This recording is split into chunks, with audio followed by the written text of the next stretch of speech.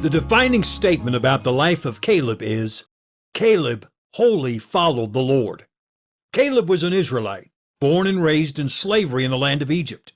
He grew up learning about Jehovah's covenant with Abraham to take his descendants to the Promised Land. But of course, the Israelites had been in Egypt for hundreds of years before Caleb was born, so it wasn't necessarily going to happen in Caleb's lifetime. Still, that didn't prevent Caleb from dreaming. As he labored in the hot sun for long days under the oppressive eye of the Egyptian taskmasters throughout the decades of his 20s and 30s, it was a comforting distraction to picture what it would be like to own his own house and work his own land. He had imagined it so many thousands of times that he convinced himself that his mountain home would look exactly like the picture in his head. When Caleb was in his late 30s, Moses showed up in Egypt, saying that God had sent him to take the Israelites to the Promised Land.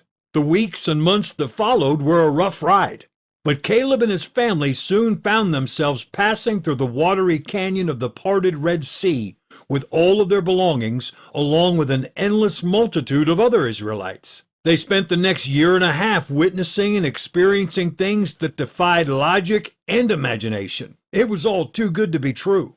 They arrived and set up camp at a place called Kadesh Barnea, from where they would begin their entrance into the Promised Land. Moses asked each tribe to select a representative to attend an important meeting, and Judah chose Caleb. At the meeting, Moses told these 12 men that they would be forming a team to go into the land and do some surveillance.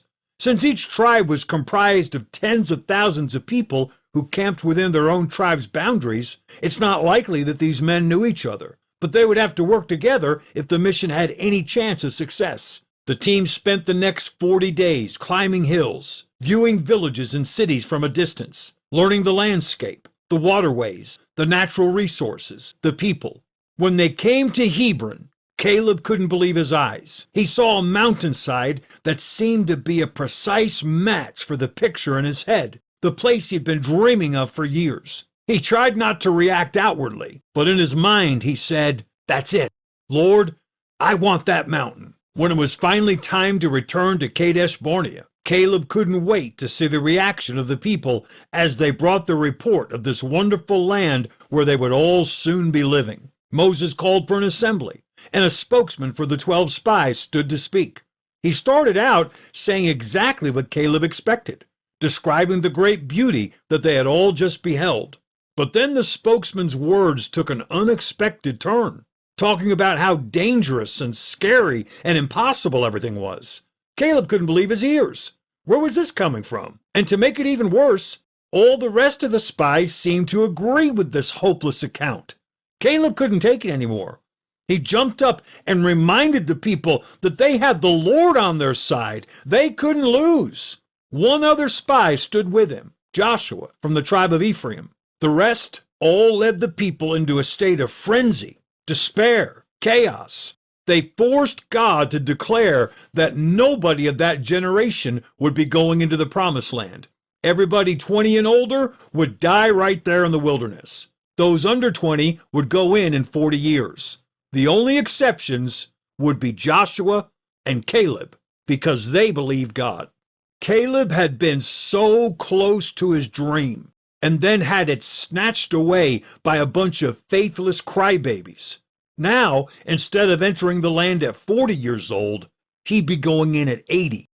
Those 40 years in the wilderness were long and difficult.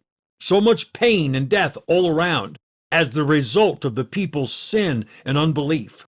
When the years were finally coming to a close, the people were once again camped at the doorstep of the Promised Land. Moses gathered the people and gave them a detailed review of their heritage and their laws. He introduced Joshua as their new leader. Then he turned and disappeared into the mountain. Joshua took charge. He led the people across the Jordan and into Canaan. They spent the next few years fighting, winning, and taking possession, until finally it was time for the land to be divided among the tribes. Joshua 14 describes the scene, as Joshua was in Gilgal assigning land, and Caleb stepped up to the table. As the two men come face to face, their minds race back to that day 40 years before, when they stood together in faith and courage. Then Caleb reminds Joshua of the words of Moses. Surely the land whereon thy feet have trodden shall be thine inheritance, and thy children's forever, because thou hast wholly followed the Lord my God. Then Caleb adds, And now, behold, the Lord hath kept me alive. As yet I am as strong this day as I was in the day that Moses sent me. Now therefore, give me this mountain, whereof the Lord spake in that day.